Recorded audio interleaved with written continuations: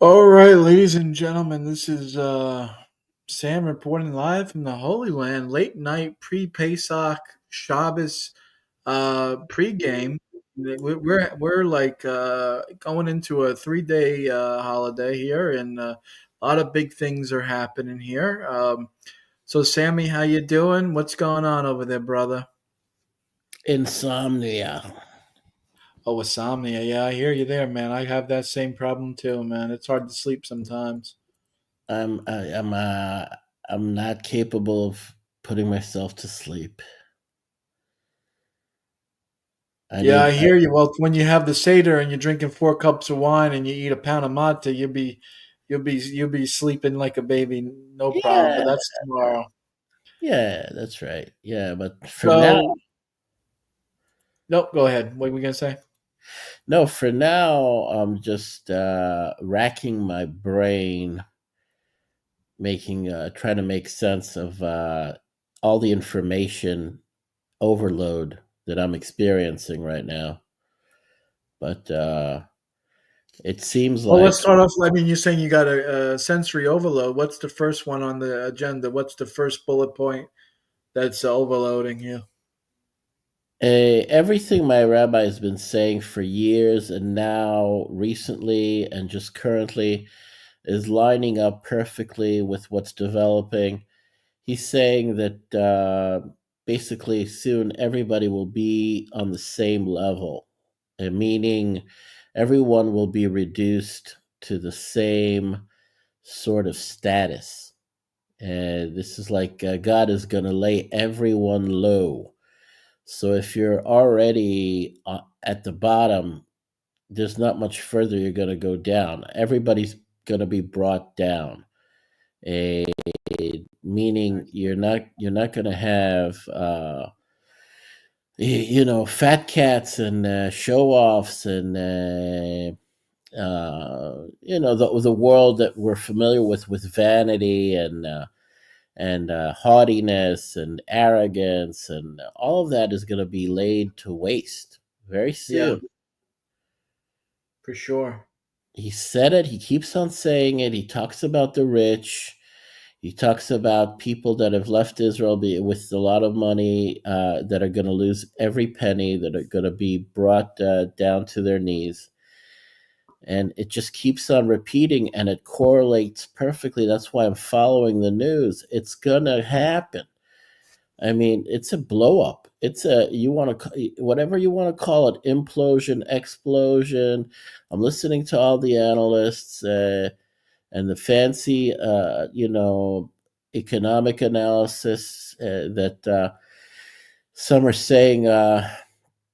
In order to keep people calm, they're saying that, well, it doesn't seem like there's going to be a banking crisis, but we're keeping an eye on it. And then people are saying there's definitely a liquidity crisis right now because the gold price is going through the roof. If you've been following the gold price, I mean, it's rocketing to the moon. Today it reached $3,260 per ounce, Oof. and it's been rising like $100 a day, and it signals that there's a serious problem. And also, the bond rates on the 10-year, which is it measures the bond market, has also been spiking to like 4.56%. It's craziness. I mean, people don't realize that behind the scenes, things are breaking in the financial system, and it doesn't mean say Yeah. what. Sorry. I'm sorry. I was looking at something and it popped up Oh, a ad. no, it's okay. No, it doesn't mean that one country has the upper hand over another country. It's like you're getting analysis from Fox News, and now on the mainstream media and on the 24-hour cable news networks, they're all talking about China dumping their treasury bonds. Now it's become mainstream. It's not just financial and economic analysis. This is mainstream news now. And so people are getting a crash course if they haven't already gotten a crash course.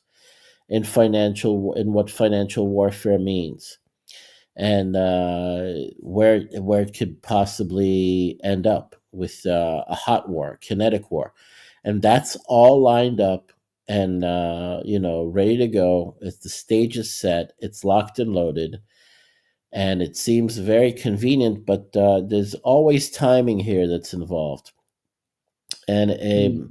you could never be 100% a guaranteed or persuaded that this has all been orchestrated step by step or a event by event. It doesn't work that way, but it always seems to fall into place, and it seems to be completely kind of like premeditated or orchestrated. But the things that are happening are so heavy that I don't believe it can be controlled by a human hand. I mean, this is God. This is not. It's too massive. It's too grand. What is happening? It's a global phenomenon. What's happening right now? It's all put in. It's been put into motion, and the stages have been set. But I'm not going to give credit to just one man like Donald Trump for putting it all into motion. It's not just him. There's a saying in our Jewish beliefs that Lev Melech Be'ad Hashem, the heart of the presidents or the kings or the leaders are all in the hands of God. All of them, the good ones, the bad ones, doesn't matter. But the way things are shaping up, and what I believe fully in what my rabbi has to say about the future. And it manifests in one form or another at one time or another, but it does manifest. And if he's saying that everyone is going to be on the same level soon, it means that people are going to be reduced to like the bare bones. And so I'm telling you, just like I told Vaughn, the people that are going to feel it the most. And even they're saying it now in the mainstream. And they're going to say it. Just like they're saying, if you're in the lower 50 percentile, you should be happy. If you're in the upper 1 percentile or the 10 percentile, you should be worried. And I feel justified for taking the defensive position that I've taken over the years, for being reclusive, for being sort of antisocial, because I felt this years in advance and I couldn't keep it just pent up. And whenever I opened my mouth, I got these ugly looks or these strange looks from people thinking that I was insane, out of my mind, a doomsdayer, an end times a prophet of doom. And I just gave up. I was like, I don't want to Yeah. hear I don't want to hear the gossiping. I don't want to hear the accusations. I'll wait. I'll like be in my a kind of like what's the word, the expression Your own for corner of the universe. Yeah. my yeah, exactly. Well, it's like I'm in a defensive posture. And now I talk to you, I talk to Vaughn, I talk to Claire, I talk to whoever I can, because I'm in my room here and I have my privacy, and I have friends that maybe are, on this, willing to listen, or what's the expression also, on the same, like, the same kind of mind, uh, you know, on the same level. But with average everyday people, I just like refuse to really get into. And I used to do it all the time. Long involved conversations where I make a real effort and I exert myself, and it's pointless. But I did it anyway, and now it's been with family, and I still try, and and I got to my younger brothers and my mother, and it's like, yeah, well, you were right, you know, we're, you're like uh, a prognosticator. But I told him it wasn't me. I was just going according to what my rabbi was saying and following the current events. And it's all been playing out for years. And that's why I'm very confident that what he says is the truth, because he hasn't disappointed me, and everything that he said has come true. And people don't have the patience to wait things out. He says certain things, they don't manifest like months or even years, and but they do manifest. Some things happen much quicker, some things take much longer, and he's very kind of like abstract, and he's very kind of like sometimes difficult to understand, and sometimes he says things in such a simple and pithy way, but it has an implication that can be enormous. He could throw you a sentence like about something that's about to happen in a very casual and pithy way, and then boom, it's something that can alter the course of history. You know who I'm reminding myself of now? Oh, Dennis Hopper's character in Apocalypse Now, when he's talking about the Colonel, uh, like a madman. He's a that's a classic genius. movie. He's a genius. He's a mad genius. Yeah. Oh my god. Yeah, it's like but God forbid. I mean, I could sound like that. I can like be a bit of an impression of that character right now. But no, it's unique. I'm not comparing my rabbi to any character in a movie or anything like that, or myself to some character. But it's funny. It's just humorous, the way I go on about how how much I appreciate and value his speech, his lessons, his updates, because he delivers, and what he says comes true, and that's why I can't sleep, and that's why sometimes I'm just obsessed with the information. Well, it's good. You got to be assessed with something. That's you got to keep yourself busy.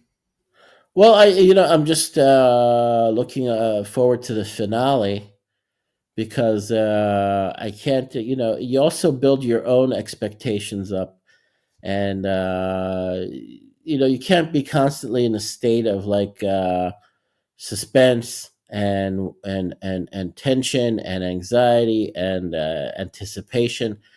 I want the release, and I see it on the horizon, and everybody now can see it. A Yeah, it's I would love to be. I love to have it lifted off the shoulders of the American people and all this bullshit that's been going on for so long. It'd be nice. It'd be it's really nice for gonna, it to it's happen. gonna happen. I mean, but sadly, I mean, it has to be sugar coated for most people that just can't bear to realize just what it means. I mean, because I mean, to be honest, you just from what you're hearing and from what you're seeing, a good majority of the American public is already underwater financially. If I mean, Right. it's the majority of the population has already been squeezed, and to the last drop, and now they're living in debt and they're underwater. I mean, the relief can't come any quicker, but the consequences of it is that all the illusions completely get you know taken away, they get removed. Well, I'll tell you what, Justin Blackface. He says Sammy's voice is actually God's punishment on a sinful people. Yeah. Well, if you feel so way, why don't you put your head in the toilet and flush? If you What, feel how did they call? What did they call me? A badger on helium? there, you go. Yeah, yeah, exactly. A badger on helium. You know Once who? the sinful people returns to Hakadosh Baruch Hu, Sammy will be removed. Absolutely. Sammy's message Oh, I message is can't clear. wait.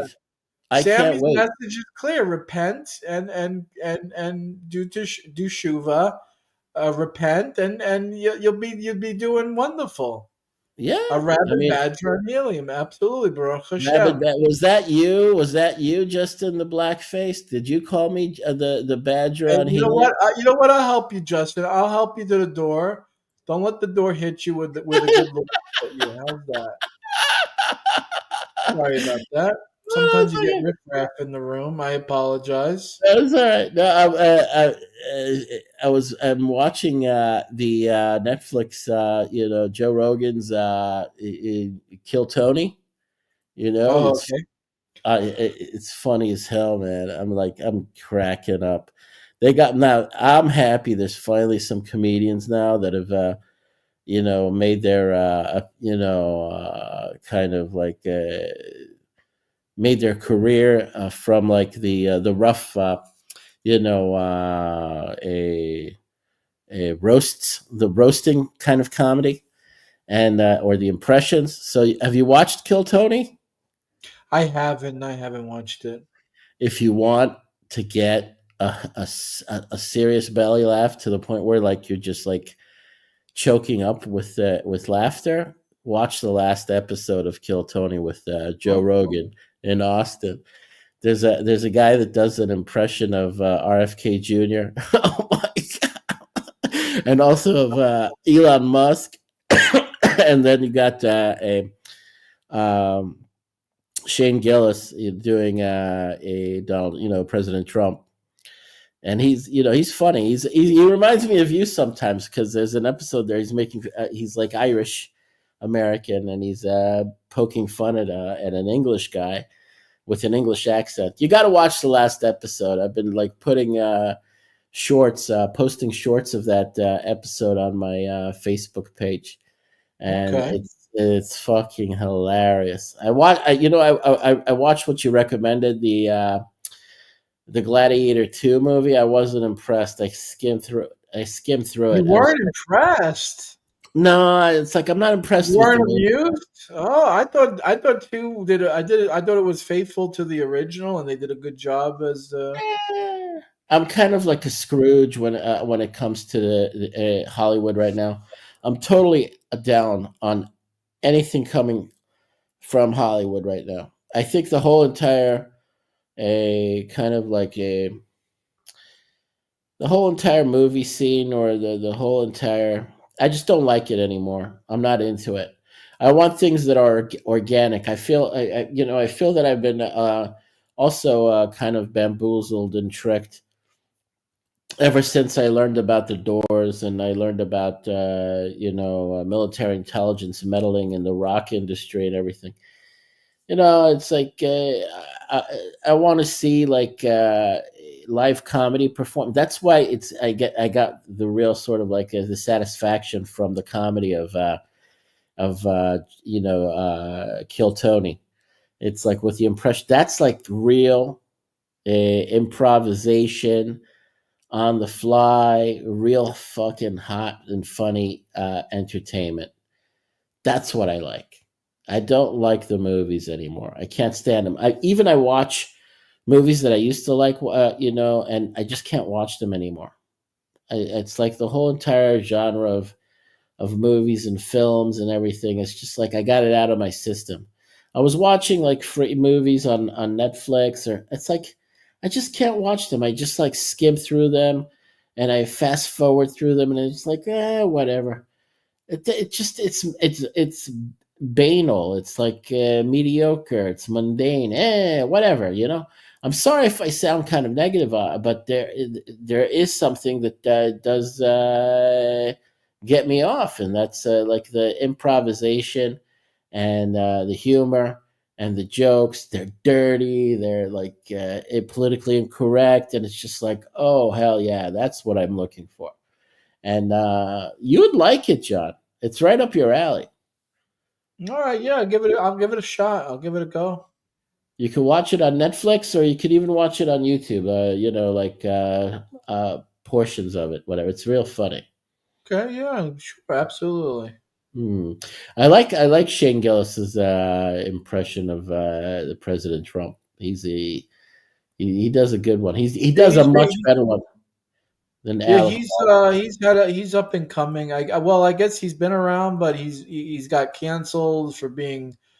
I guess they say he's too racist or something, but he's come back and Uh, now yeah, he's back and being bigger than ever, and he's doing pretty good now. He's one of yeah. the It tells top you, people. yeah, absolutely. It tells you something, you know.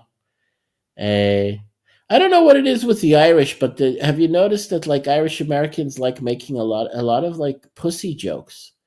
What's up with the Irish Yeah, and pussy jokes? we like talking about pussy. I guess yeah, we do. All the Irish friends I had, even when I was in the States, they always had jokes about pussies. That's like Yeah, you know me. I'm always talking about pussy and eating pussy and fucking pussy, and that's I do strange. right. I guess the Irish we do kind Thing of with have a the pussy. Irish, Yeah, it's part of the Irish humor, I guess. I don't know. I don't know. Yeah, I don't know what it is. I don't know what it is. Something's wrong with us. I guess as long as I guess it's better than being whatever. Anyway, so it's like the point of this update is that we're no longer fringe, and our kind of like obsessions, or my kind of obsessions, are not fringe. Everybody's now forced to pay attention to all of the barometers, all of the kind of like signals and intrigues, and understanding what is about to happen, because things have already broken behind the scenes. Just like I said, it's already broken, and there's also on Zero Hedge articles about it, that now there is a liquidity crisis. Yeah. You know, but yeah, it's like movies, sure, but I've seen so many of them, and I kind of like kind of You're jaded. You're jaded. yeah, You know, you became jaded. yeah, I kind of review the movies that I used to like watching. I've seen them so many times. It's just like I can't watch them anymore. And only the music that really gets me off is I can listen to songs that I really like a lot over and over and over again, but they have to be special. They really have to be unique. They have to be kinds of like songs that you can't get tired of. But movies, you can get tired of. You can really get tired of movies, and I've gotten tired of the movies. But You know music, what? I've watched. You know what? I don't know. I don't think when I think back like movies. I'm thinking to myself like, oh man, Gladiator 2. I'm thinking to myself, like I don't know. Even I've gotten to be jaded with movies and entertainment too. Like I can't put on the TV anymore. Everything yeah, just fucking bores the shit out of me. yeah, But I can accept things for what it is. When it comes to like something like Gladiator 2, I think they some when they do that, when they put their heart into connecting it to the first movie and they try to keep the continuity going and stuff like that. I like that. I like seeing the story finish. You I know what like I'm the saying? history. I kind of like that. I don't like the movie per se, but I like the fact that the director and the writers were able to coherently put together a decent story that actually, now that when I go and watch the original Gladiator, I'll be like, hey, you know what? Yeah, It's been fulfilled. His dream, uh Marcus Viridius's Marcus dream. Aurelius. Yeah, Marcus Yeah, Aurelius. however you say his name. Yeah, I like. I kind of it puts a new meaning to it. yeah. Gives a new But perspective. But the general. no, not to hammer the point. I'm just, yeah, Yeah, yeah, no. You know what? I looked into the history. It made actually inspired me to Wikipedia the time period of those Caesars. It was Geta and Caracalla. It is all the intrigues of the Roman, the Roman Empire, and the history of the Roman Empire. All that stuff is is entertaining. It's also informative. Yeah.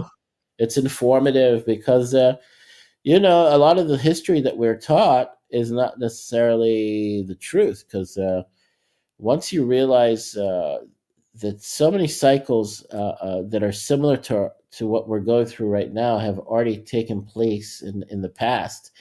Well, Uh, it's like what Shlomo Melech says. There's nothing new under the sun. History right, is. right. Except now, it is actually something that you find in the book of Daniel, in the last chapter of the book of Daniel, that there would be such an event that it can't be rivaled in history. It can't be compared to anything we've gone through history in history. And all I can think of, and again, this is why I rack my brain.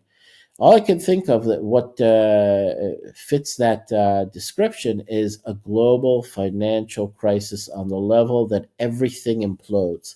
So now everybody is like jockeying, in the information war to basically say, well, America holds the cards, America has the upper hand, and then you have other analysts saying, no, America screwed itself, and China has the upper hand, and the other countries have the upper hand, and it's all propaganda and back and forth information warfare and like trying to control perception or perception management.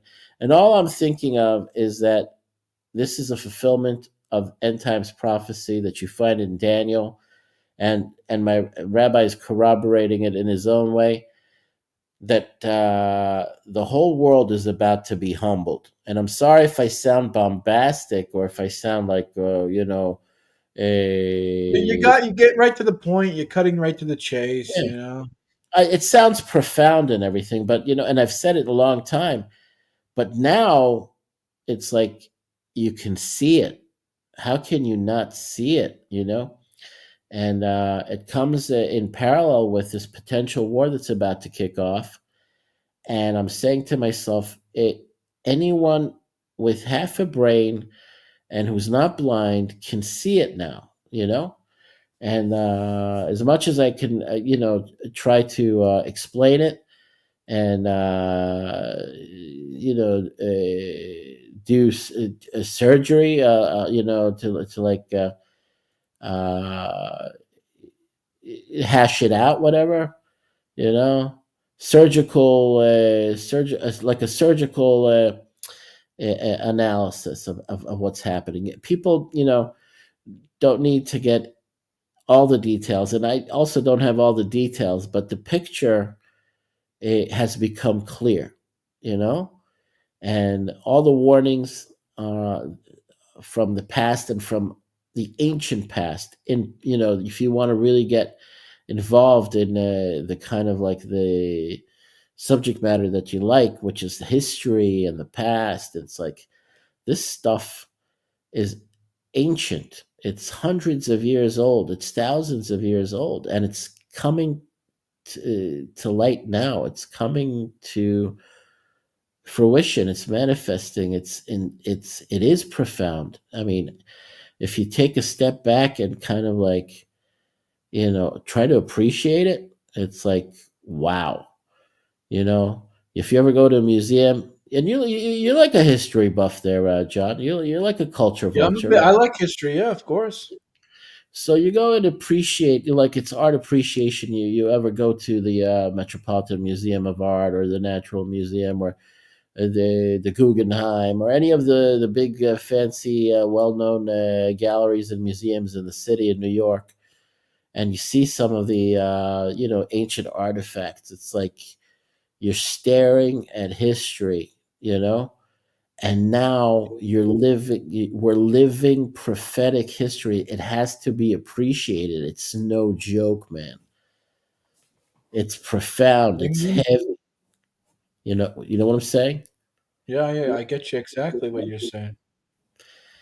People live their day to day, their routine, but if they really are perceptive and they take a step back and appreciate what's happening right now, it's mind blowing. It really is, you know. And so, Yeah, it is mind blowing. It is mind blowing. I was going to say, Sammy, why don't we do another 5 minute wrap up and call it a night? Because I got to get work in the morning. I got to get to work in the morning. I'm oh, you're tired. working on a Saturday. Oh, that's too bad. I unfortunately the way my schedule is, I did have Friday, Saturday off, but I got screwed over. But I do have a seder that I'm going to Saturday night, Baruch Hashem, and All right, I'm that's looking cool. to, huh? That's great. That's great. That's awesome. Yeah, there's a rabbi that comes to my job who prays for the people that work there, for the people that live there at my building. And I told him, I don't have a Seder to go to. And he says, you got to come to the Chabad house and be part of the Seder. And I said, absolutely. awesome. And, Awesome. Good for you, man. I'm happy for you. Anyway, the final comments, closing comments with the helium badger voice of mine. It's you know what? I developed a New York accent and also like a New York voice. A Jewy New York voice. I'm kind of proud of it. I appreciate my makeup. It's the real deal. I'm not trying to be like somebody from New York. I am somebody from New York. So anyway, the point and the final statements. We're on the precipice. Thank God we've arrived, and thank God I don't have to drive myself crazy as much as I used to. It's like with not being certain about the timing and how much longer and following the developments. Thank God it's a relief. And we're about to get the full kind of like release and relief for yeah, those that have been in the know, and we should be happy because again, I'm just repeating my rabbi's messages. Everybody's going to be laid down low and humbled, and if you're already there, then you should be at ease because you've paid your dues. The people that have not picked up on what they should have picked up on, and that have not been humbled, that are not humble, that are not appreciative, are going to have their heads bashed in. that's Sadly, it's going to be very painful for them.